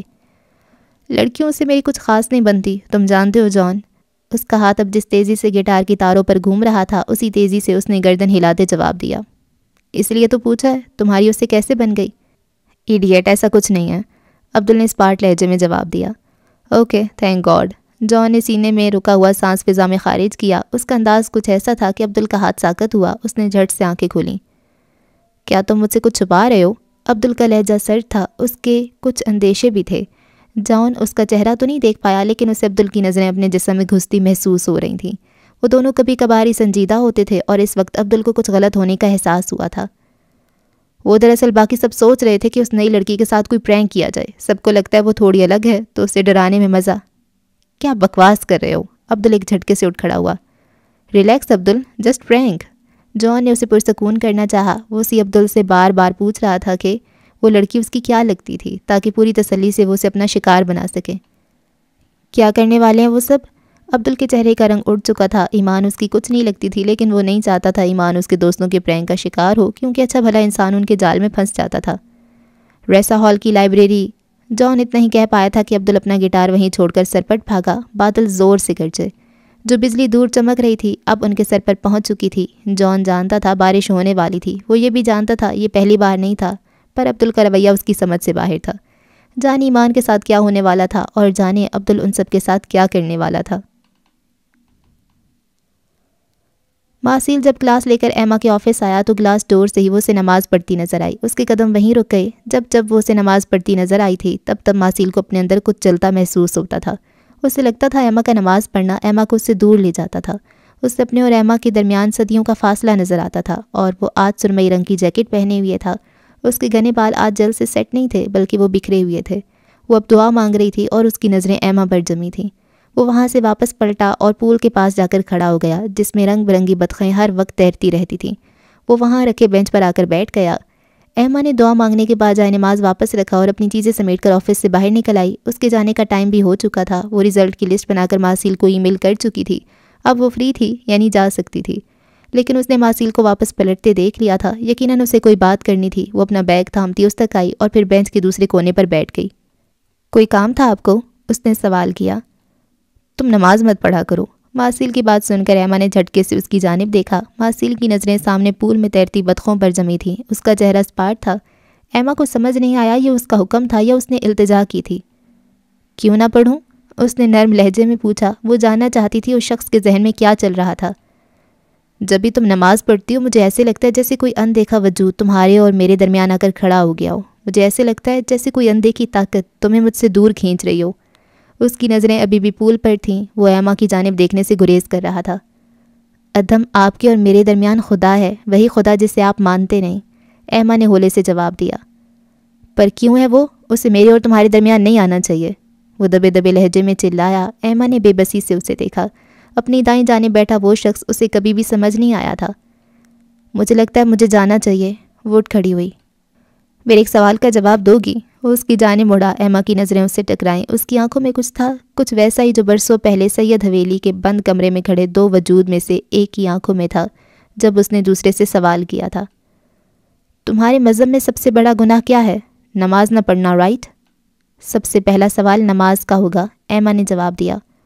اور نماز نہ پڑھنے پر سزا ہوگی، رائٹ؟ آپ جانتے ہیں تو پوچھ کیوں رہے ہیں؟ تم صرف سزا سے بچنے کے لیے نماز پڑھتی ہو کیونکہ تمہیں اپنے خدا سے ڈر لگتا ہے۔ مجھے اس کی عبادت کرنا اچھا لگتا ہے، یہ میرا فرض ہے۔ اسے فرق نہیں پڑتا تم کون ہو ایما۔ اس کے نزدیک جو اس کی بات مانے گا وہ بہتر ہوگا اور جو نہیں مانے گا وہ اس کے غضب کا شکار ہوگا، ایسے ہی ہے نا؟ وہ برتری کے معیار تقویٰ کی جانب اشارہ کر رہا تھا۔ اللہ کی محبت انسان تب حاصل کر سکتا ہے جب وہ اس کے محبوب صلی اللہ علیہ وآلہ وسلم کے بتائے گئے طریقوں پر عمل کرتا ہے، اس کی محبت حاصل کرتا ہے تو اسے اللہ کی محبت بھی مل جاتی ہے۔ اس کی بات سن کر ایما خاموش رہی۔ وہ اسے سن رہی تھی۔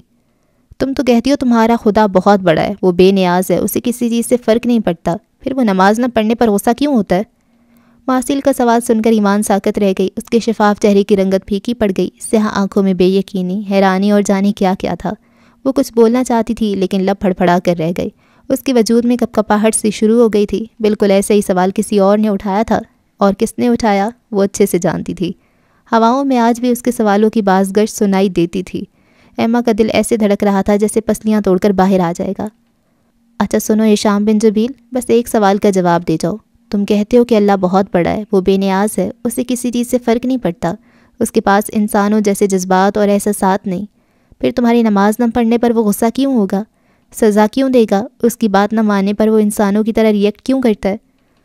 اس نے تمہیں پیدا کیا ہے، وہ کریٹر ہے، بہت بڑا ہے، اسے تو انسانوں کی خوشی میں خوش ہونا چاہیے نا۔ پھر اگر تم نماز نہ پڑھ کر خوش ہو تو اسے غصہ کیوں آتا ہے؟ وہ تو بے نیاز ہے نا، پھر بات نہ ماننے پر ماں باپ کی طرح کیوں غصہ کرتا ہے؟ آخر انسانوں جیسے جذبات کیوں؟ اس کے کان سائیں سائیں کر رہے تھے۔ کلاس کب کی ختم ہو چکی تھی۔ بہت سے اسٹوڈنٹس پریکٹس کر رہے تھے۔ بہت سے اسٹوڈنٹس بڑے سے گیٹ سے باہر نکل گئے تھے۔ ان میں چند لڑکیاں ایسی بھی تھیں جو ماسیل اور ایما کو ایک ساتھ دیکھ کر رک جاتی تھیں۔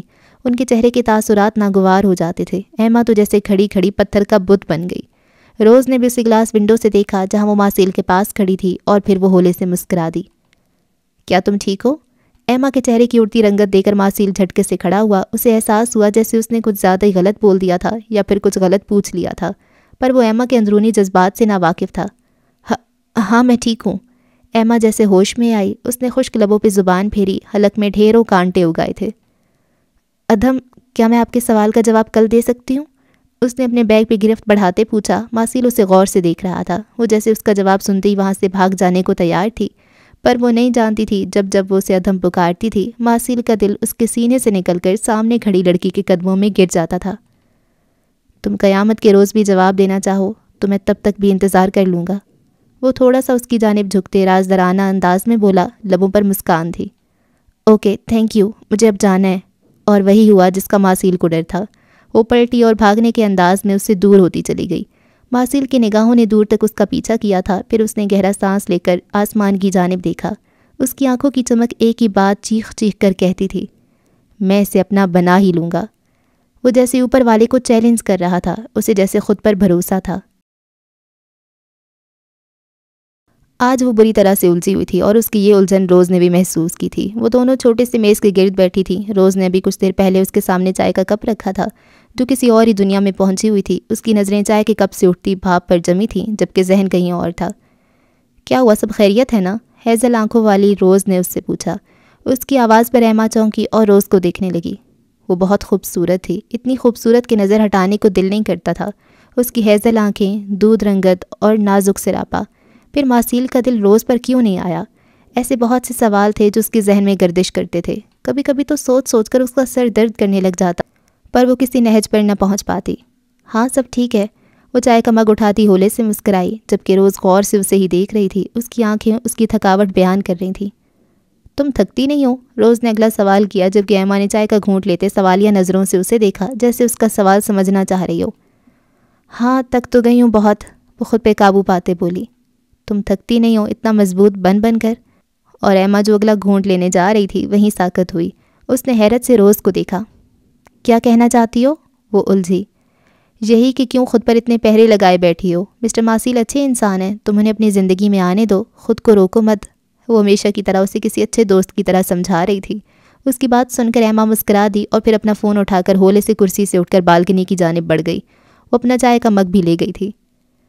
کیا تمہیں کسی نے بتایا ہے کہ تم کتنی بری ہو؟ تم میلیفیشنٹ کی چڑیل اور جادوگرنی جیسی ہو جس نے اپنے ہی جذبات کو قید کر رکھا ہے۔ تم ہمیشہ میری باتوں کو ہنسی میں اڑا دیتی ہو۔ وہ جانے پر زور سے چلائی۔ اس کی بات سن کر ایما کھلکھلا کر ہنستی۔ اس کے ہنسنے پر روز تپ گئی تھی اور اس وقت وہ برے برے منہ بنا کر بڑبڑا رہی تھی جبکہ ایما بالکنی میں جا چکی تھی۔ ایما نے چائے کا مگ ریلنگ پہ رکھا اور آسمان کو دیکھا جہاں ستارے جگمگ کر رہے تھے۔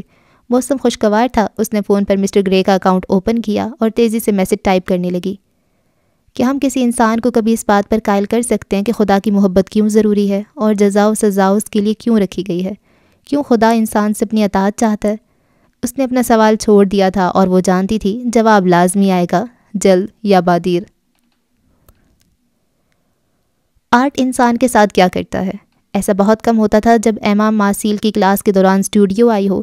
وہ اپنا زیادہ وقت اپنے آفس میں گزارتی تھی۔ وہ لیکچر اسٹوڈیو میں تبھی جاتی جب اسے کوئی کام ہوتا تھا، پر آج وہ اپنی مرضی سے وہاں آئی تھی۔ سبھی اسٹوڈنٹس بڑے سے لیکچر اسٹوڈیو میں اپنی اپنی نشستوں پر براجمان تھے۔ اسٹوڈیو میں خاموشی چھائی تھی۔ آج ماسیل اسٹوڈنٹس کو ان کے چند سوالوں کے جواب دینے والے تھے۔ انہیں آرٹ سے متعلق کچھ الجھنیں تھیں، کچھ پریشانیاں تھیں جنہیں آج ماسیل سلجھانے والا تھا۔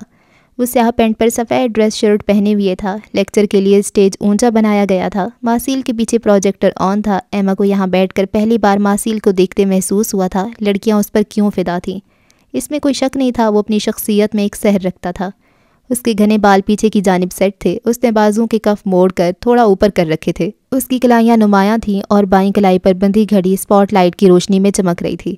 اسے کوئی بھی سوال پوچھا جاتا وہ فوراً جواب دینے کے لیے حاضر ہوتا تھا، اور اس وقت بھی پروجیکٹر آن ہونے کے بعد وہ اسٹیج کے درمیان میں آ کر کھڑا ہو گیا اور پھر بولنا شروع کیا۔ اس کے دونوں ہاتھ آگے کی جانب ایک دوسرے کو چھو رہے تھے، کچھ اس انداز میں کہ صرف دونوں ہاتھوں کی انگلیوں کی پوریں ایک دوسرے کو چھو رہی تھیں۔ جب ہم نے یہ کورس شروع کیا تب میں نے آرٹ کا تعارف کیا تھا، لیکن شاید وہ کافی نہیں تھا۔ آج ہم آرٹ پر تھوڑا تفصیل سے بات کرتے ہیں۔ صرف مجسمہ سازی ہی آرٹ نہیں ہے۔ کچھ لوگ آرٹ سے محبت کرتے ہیں جبکہ کچھ لوگوں کا خیال ہے کہ ہمیں آرٹ کی زیادہ پرواہ نہیں ہے، ہم اس میں زیادہ دلچسپی نہیں رکھتے۔ لیکن میں آپ کو بتاتا چلوں کہ دنیا میں کوئی ایسا انسان نہیں ہے جسے آرٹ ناپسند ہو۔ وہ سانس لینے کو رکا۔ ٹیکنالوجی کے اس دور میں واقعی لوگ آرام سے کہہ دیتے ہیں کہ ہمیں آرٹ میں کوئی دلچسپی نہیں۔ اسٹوڈنٹس دم سادے اسے سن رہے تھے۔ سب کے ذہن میں سوال ابھرا کہ کیسے، پر کوئی بولا نہیں تھا۔ تبھی ماسیل نے ہاتھ پیچھے باندھے اور دائیں جانب چلنا شروع کیا۔ آرٹ کا مطلب صرف تصویریں بنانا یا مجسمہ سازی نہیں ہے۔ ہر شخص آرٹسٹ ہے، ہر شخص ایستھیٹکشین ہے۔ کچھ لوگ گاڑی چلاتے وقت میوزک سنتے ہیں، کچھ لوگ کتابیں پڑھتے ہیں۔ وہ جو مثال دے رہا تھا پیچھے اسکرین پر تصویریں ابھر رہی تھیں اور یہ سب مارتھا ہینڈل کر رہی تھی۔ کچھ لوگوں کو پینٹنگ پسند ہے جبکہ کچھ لوگ گھر کو ڈیکور میں دلچسپی لیتے ہیں۔ کچھ لوگوں کو نئی نئی ٹیکنالوجی میں دلچسپی ہوتی ہے۔ کچھ لوگ پرندوں کی چہچہاہٹ اور طلوع یا غروب آفتاب کے منظر سے خوش ہو جاتے ہیں۔ کچھ لوگ اپنے پسندیدہ ڈرامے کے کرداروں میں کھو جاتے ہیں۔ یہ سب کیا ہے؟ یہ سب آرٹ ہے جسے ہم کسی نہ کسی شکل میں پسند کرتے ہیں۔ ٹالسٹائی کا خیال ہے کہ آرٹ بنیادی طور پر آرٹسٹ کے نقطۂ نظر سے سمجھا جاتا ہے، کیونکہ یہ اس کی تخلیق کار کے جذبات کا نتیجہ ہے۔ اس نقطہ نظر میں آرٹ اپنے احساس کو دوسروں تک پہنچانے کا ایک طریقہ ہے جہاں لفظ کافی نہیں ہوتے، لیکن آرٹ ہمیشہ احساسات کے رابطے کے لیے تخلیق نہیں کیا جاتا۔ کئی مفکرین کی نظر میں آرٹسٹ کا ارادہ اہمیت رکھتا ہے، کئی کا خیال ہے کہ نہیں، آرٹ اتفاقی بھی ہو سکتا ہے اور اس سے ہمارے پاس کئی سوالات پیدا ہوتے ہیں۔ ہاتھی یا بندر کی بنائی گئی تصاویر آرٹ ہو سکتی ہیں؟ کیا گلہری کے قدموں کے نشان بھی آرٹ ہو سکتے ہیں؟ ہو سکتا ہے کہ آپ کہیں کہ صورت میں گلہری آرٹسٹ نہیں، لیکن اس کی ایکٹیویٹی کے نتیجے میں پیدا ہونے والی شے آرٹ ہے۔ ہر کوئی ٹالسٹائی کے آرٹسٹ پر فوکس کرنے پر اتفاق نہیں رکھتا۔ آرٹ تو آرٹ ہے، بنانے والا اتنا اہم نہیں، اہم یہ ہے کہ جو چیز بنی ہے، جو آرٹ وجود میں آیا ہے، وہ ہم پر کس قدر اثر انداز ہوتا ہے۔ وہ جو دائیں بائیں چل رہا تھا درمیان میں آ کر رک گیا۔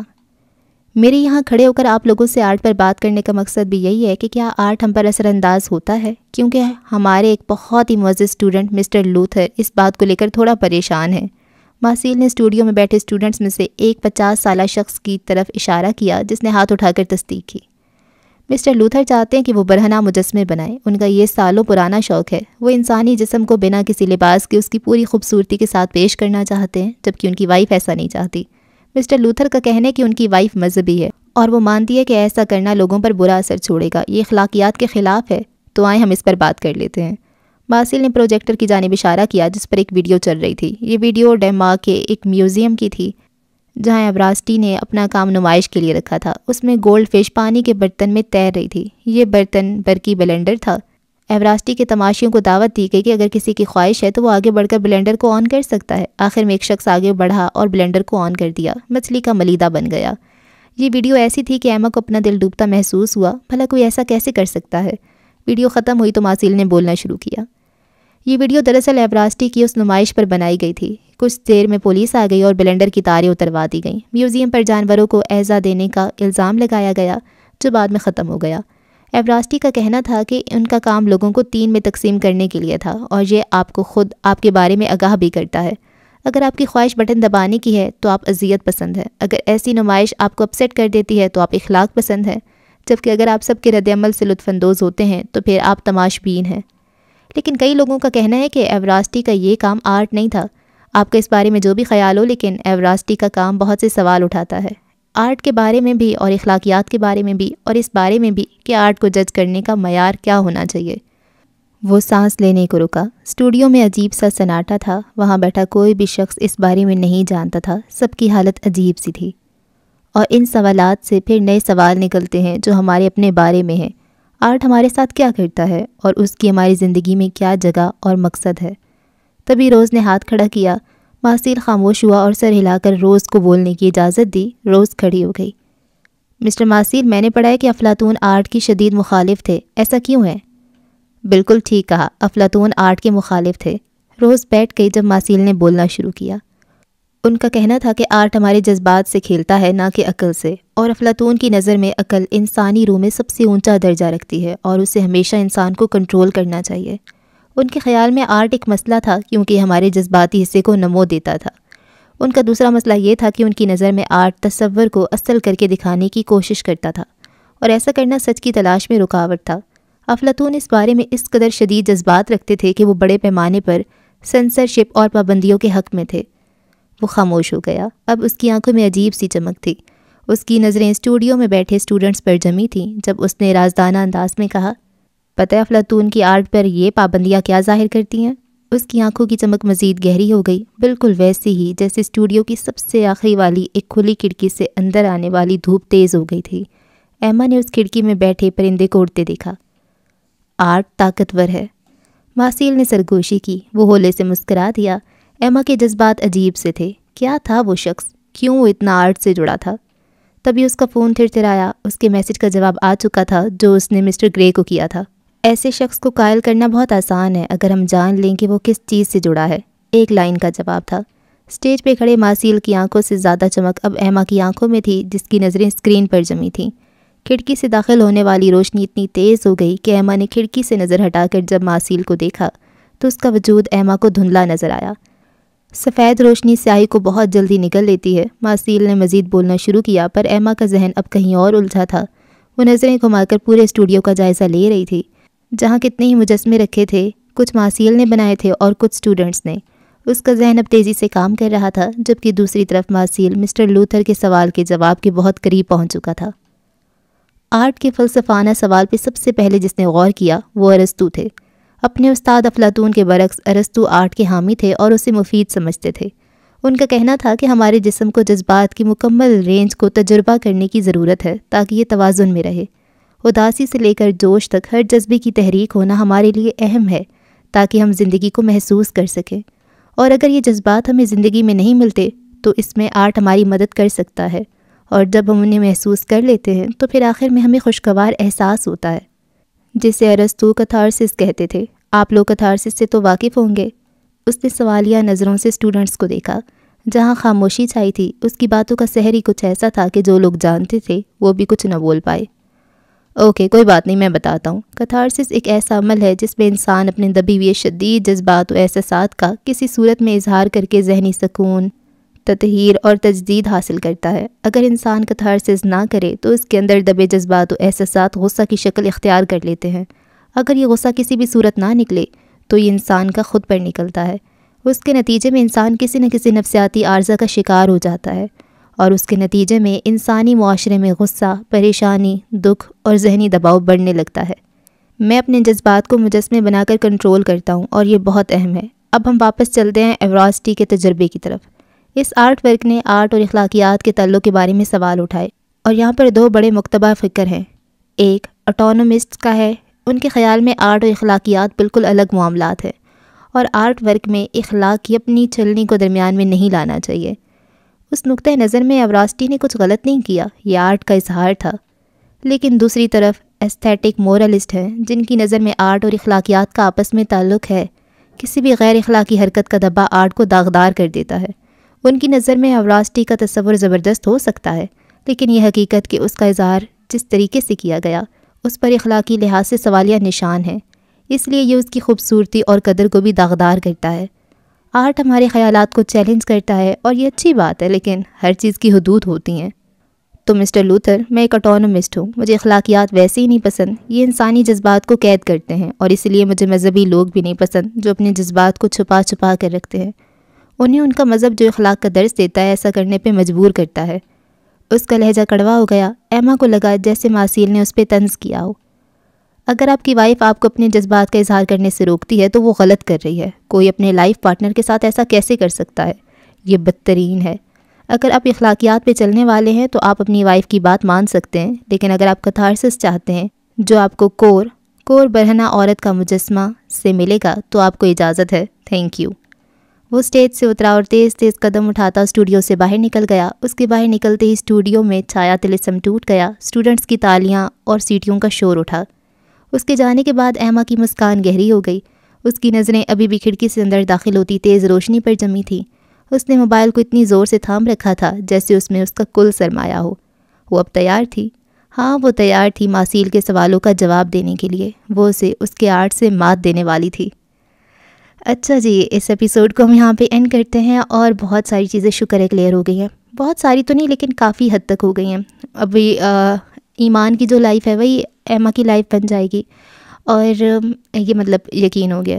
اور ماسیل اور مجھے لگتا ہے کہ عبداللہ، مطلب ادھم اور عبداللہ دونوں بھائی ہیں، اور ان کے بابا آر جے ہیں، اور یہ دونوں بگڑ گئے۔ آر جے اور اس کی وائف تو یار کافی اچھے انٹیلیجنٹ بندے تھے، دونوں کے بچے ہی اب اتنے بگڑ چکے ہیں۔ اور مجھے تو لگتا ہے ماسیل تو اب مسلمان رہا ہی نہیں ہے، اور عبدال ابھی بھی مسلمان ہے لیکن بہت ہی شیطان بچہ ہے۔ اور یہ جو سیاہ اور سفید ہے، میرے خیال سے ان دو بھائیوں کا اور ایما کا، مطلب ایمان کا ہی لو ٹرائنگل بنے گا۔ مجھے لگتا ہے یہ دونوں بھائی ایمان میں انٹرسٹڈ ہو جائیں گے، اور ایمان کو شاید عبداللہ پسند ہوگا۔